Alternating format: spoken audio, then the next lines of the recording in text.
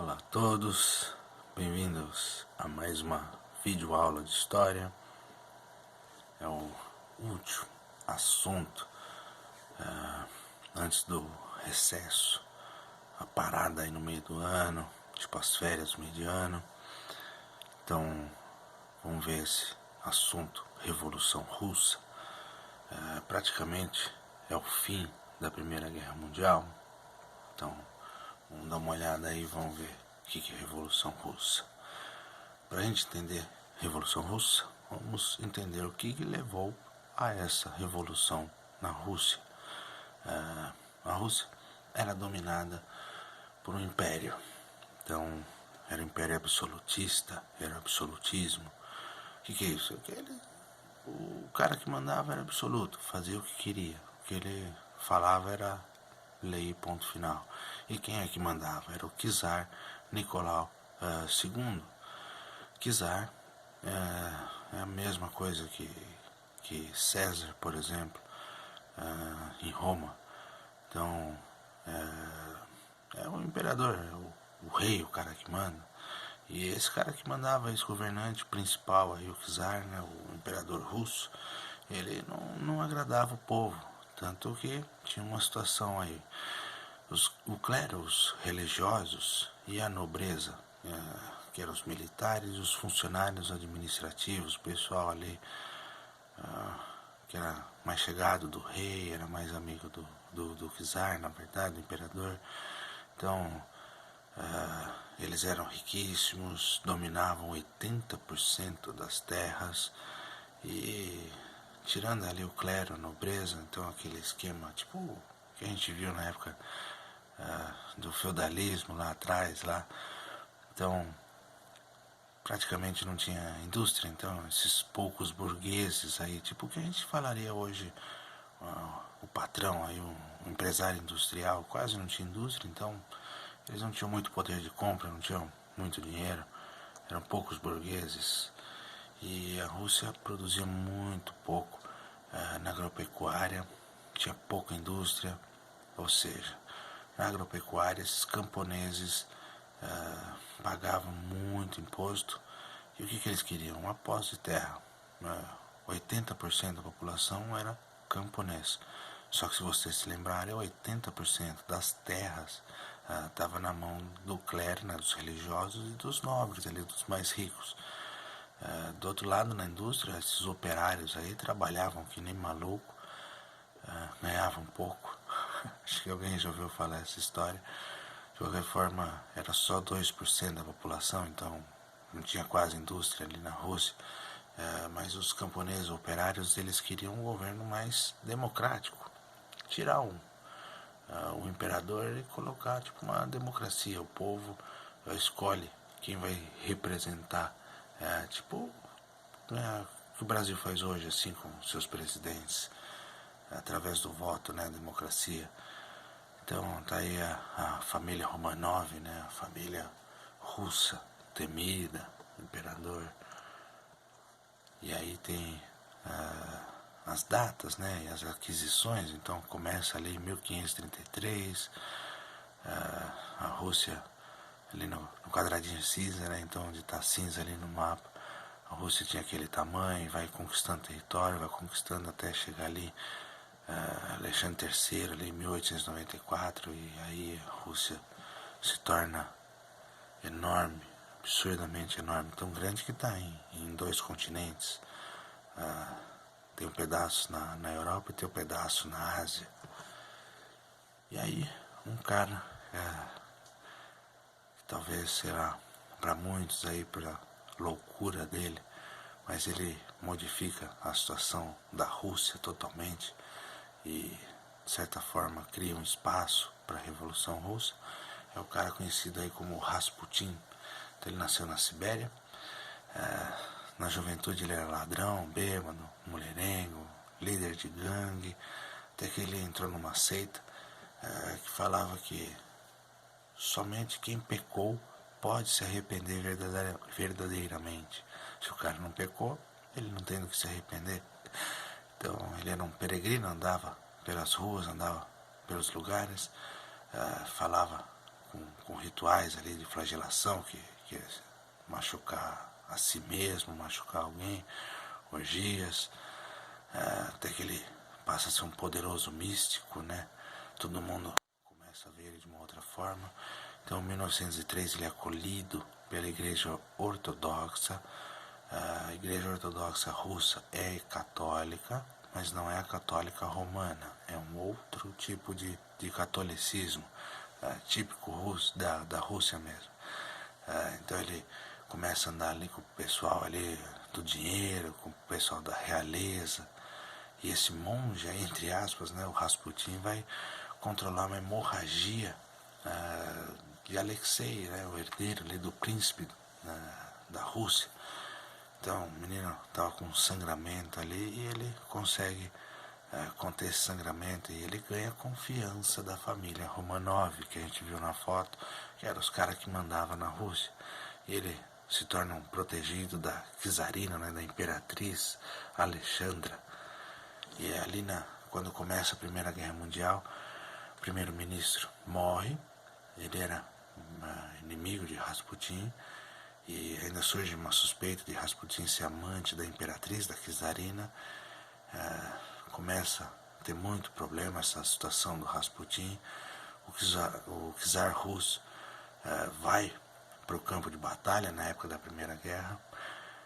Quem vai mandar na Rússia mesmo é a czarina, é a imperatriz, e algumas decisões ali erradas causam derrotas militares, até que não tem mais jeito, explode uma situação e o pessoal pede a cabeça ali do Rasputin. Então Rasputin falou que deixaria a monarquia, né, viver do jeito que ela quisesse, mas a monarquia só ia viver enquanto ele, Rasputin, vivesse.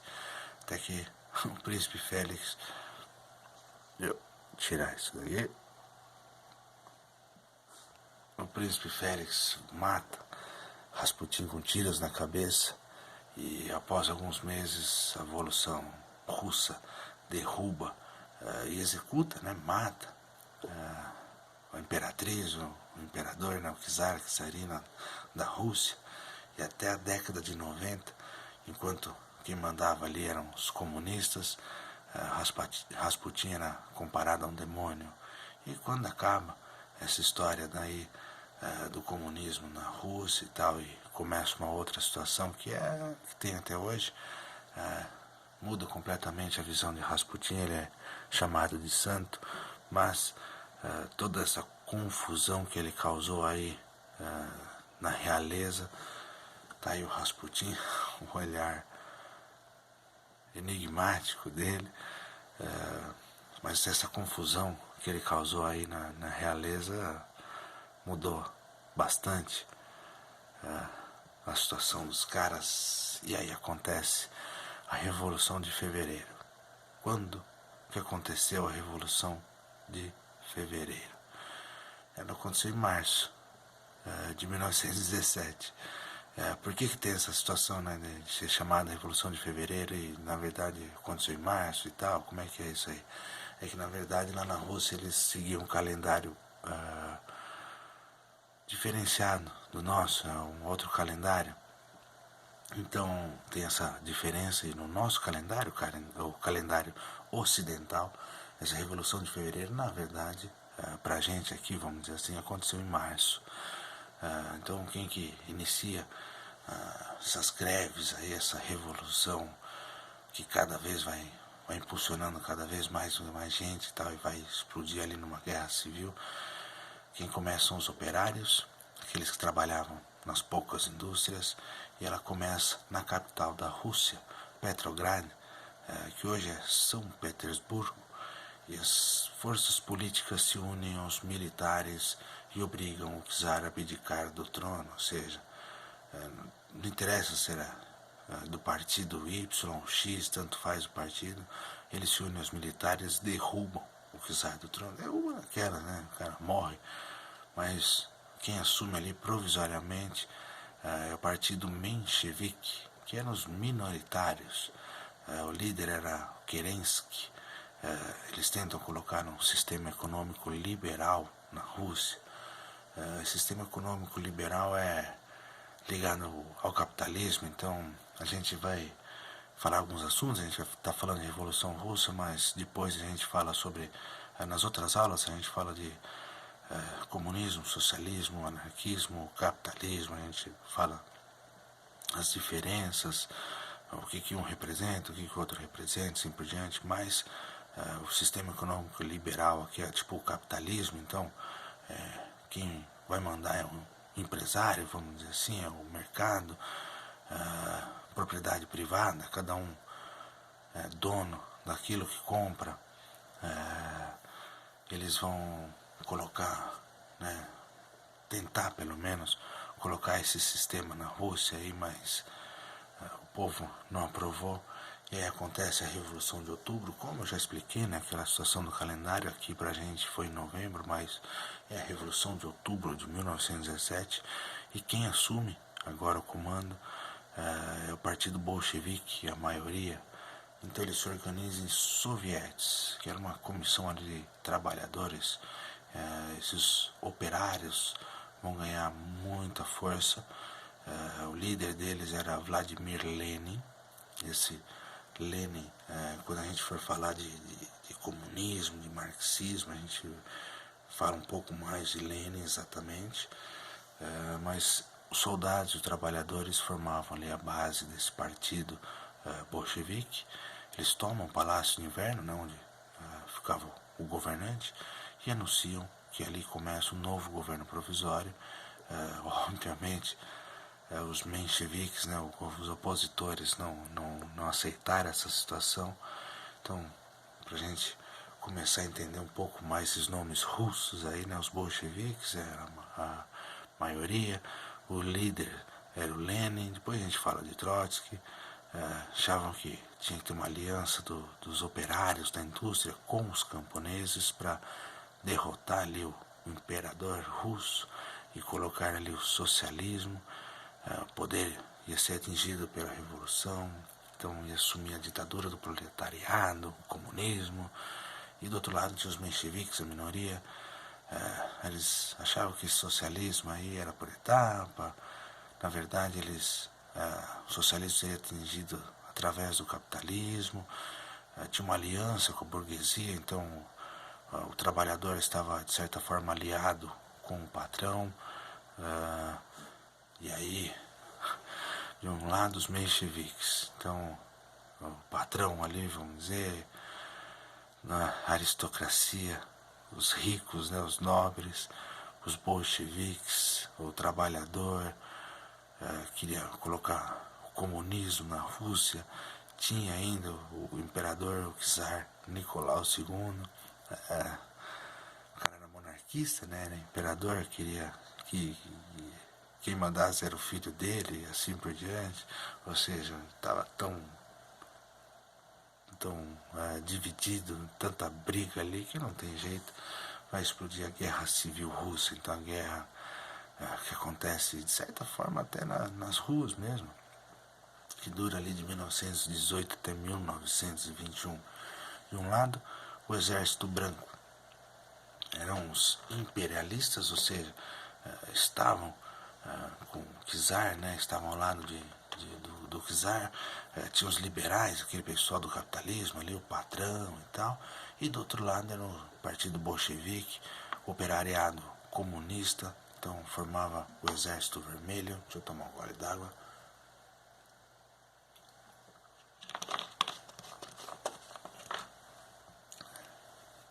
E quem ganha essa guerra civil aí são os vermelhos, né? Então os bolcheviques.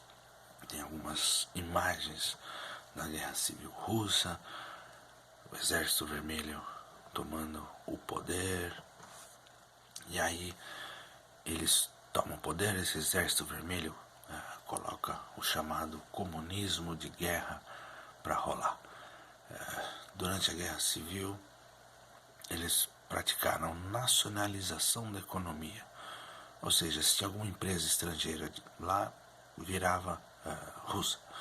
Necessidade de alimento. Então o pessoal do campo vai plantar para alimentar os operários na indústria e os militares. Então nessa guerra daí tem o que planta, tem o que fabrica, o que produz, armas inclusive, e os militares que vão guerrear. E quem vai mandar um partido único, né, o Partido Comunista, ou seja, a ditadura, não tem democracia, aquela história que de repente o pessoal pensou lá atrás sobre democracia que não deixa de existir, tem a censura, então também surge a polícia política, chamada de Tcheca, ou seja, a ditadura toma conta ali, é um regime ditatorial realmente, e a Rússia sai arruinada, porque primeiro já tinha a Primeira Guerra Mundial e depois essa guerra civil aí, então a Rússia fica arruinada em algumas situações aí, quem de repente pensa em Enem, sei lá eu o que aí, já esse é um assunto que cai bastante, então tem tipo um resuminho aí das medidas desse comunismo de guerra. Então aumenta o horário de trabalho obrigatório dos 16 até os 50 anos, obrigatório, hein? Não tem salário fixo, depende do rendimento, ou seja, depende do que se produz. Os camponeses eram obrigados a entregar o cereal, a repressão é violenta, tem um combate ao analfabetismo. Se o pessoal vai trabalhar na indústria, é bom que eles pelo menos aprendam a ler e escrever. Tem a proibição do jornal, ou seja, censura, proibição dos partidos políticos, ou seja, ditadura, né? Só tem um partido comunista. Surgem campos de concentração que vão ficar muito famosos depois com Hitler, o nazismo, lá na época da Segunda Guerra Mundial, mas também não foi inventado aqui, também já existia, mas desse jeito aí, desse tipo de campo de concentração, ou seja, você coloca os inimigos opositores concentrados, né, num lugar retirado e praticamente eles ficam lá sofrendo até morrer. Muitos sofrem, morrem logo, inclusive de tanto sofrimento. Tem muita execução, a polícia, né, bem repressiva, bem violenta. Só que aí, de 1921 até 1928, eles implantam uma nova política econômica, a NEP.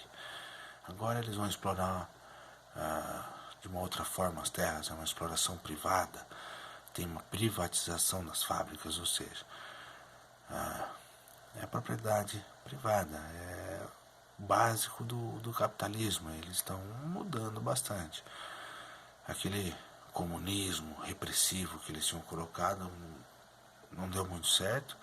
Eles precisavam de dinheiro, precisavam de contato com banco, inclusive com empresas e assim por diante. Então eles tiveram que abrir totalmente assim, mudar bastante o jeito da economia deles. Tem esse fim da obrigatoriedade alimentar, os camponeses podem vender o que eles produzem, isso vai gerar dinheiro. O Estado vai controlar algumas coisas da economia, mas permite iniciativa privada, então não pertence tudo ao Estado. Se antes tinha uma padaria, tinha uma indústria, tinha um cara que produz armas, sei lá eu, tudo pertence ao Estado. Agora não, agora essa padaria pertence a quem? Ao dono da padaria, né? Iniciativa privada. Tem uma autorização para investimento econômico estrangeiro, aquela história de bancos, empresas de outros países irem para a Rússia. As mudanças vão favorecer o surgimento de uma nova burguesia, ou seja, o pessoal do campo, o pessoal da cidade aí vai começar a ficar mais rico. Para quem também pensa no Enem, tem um baita, um gráfico aí, lógico que não tem nem como ficar falando tudo isso, mas é só dar uma pausa depois, dar uma olhada, algumas estratégias aí, algumas situações que aconteceram durante a NEP. E aí fundado em 1922 pelo líder dos bolcheviques, o Lenin, a União das Repúblicas Socialistas Soviéticas, URSS. Essas repúblicas socialistas aí, né, eles ficaram muito Era um país muito grande, muito poderoso, que hoje se chama Rússia, né? Mas nessa época da União das Repúblicas era uma união de 15 repúblicas. Então tinha uma relativa autonomia, mandava, mas quem mandava ali, quem era o grande líder, era a Rússia. Atualmente são 15 países, a capital não era mais São Petersburgo, agora era Moscou. Então tem o território atual da Rússia em amarelo, então hoje esse é o tamanho da Rússia. E em vermelho tem as 15 repúblicas que na época da União das Repúblicas Socialistas Soviéticas, né? Então na época tinha um outro tamanho, e a gente vai ver por que deixou de existir a União das Repúblicas Socialistas Soviéticas, voltou a se chamar Rússia, assim por diante. Mas de qualquer forma, Lenin morre em 1924, que o Partido Comunista racha. De um lado serão os trotskistas, do outro lado os stalinistas. Mas que raio que é isso? Vamos com calma. Primeiro é o Trotsky, Leon Trotsky, nasceu como Liev Davidovich Bronstein, então nasceu no campo. Depois, só na juventude de adolescente, que ele se torna comunista, né, marxista. Ele foi exilado na Sibéria, fugiu, largou a mulher, e aí nessa ele passou um monte de perreio, um monte de situação complicada na vida dele. Então o Trotsky, o Liev, né, mudou o nome para Leon Trotsky, que ele falava que era o nome de um carcereiro, do cara que cuidava dos presos ali na Sibéria. Então quando ele foge ali da prisão, ele se casa novamente, muda de nome e entra no grupo dos mencheviques, aqueles que eram aliados aos patrões, o pessoal, exército branco e tal. Então ele mudou de lado, e aí largou os mencheviques, foi para o lado dos bolcheviques, virou de novo comunista, inclusive comandou o Exército Vermelho, se tornou radical, praticava de certa forma um terrorismo ali nas suas ações. Mandou ali no Politburo, né, que era o órgão executivo, então era quem vamos dizer assim, tipo que a gente pensa em Brasília hoje, né, onde fica o presidente, onde fica o senador e tal. Então o Politburo era onde ficava, né, o pessoal que mandava. Era o líder popular do partido bolchevique, era chamado intelectual, então todo mundo conhecia ele, mas por ele ser, entre aspas, intelectual, aí o pessoal falava que ele tinha fama de arrogante. Se tornou comissário das relações exteriores, tanto é que ele queria uma expansão socialista. Ele queria que o que aconteceu nessa revolução dos comunistas aí na União das Repúblicas Socialistas Soviéticas, ele queria que isso acontecesse em todo mundo, era a teoria da revolução permanente. Só que aí ele foi expulso do Partido Comunista, teve uma briga interna ali no Partido Comunista, foi expatriado, mandado para fora de sua pátria, se tornou inimigo do Stalin, que a gente daqui a pouco fala dele, e Trotsky vai morrer no México, lá em 1940, tanto que só sobreviveu da família dele, a esposa e o neto.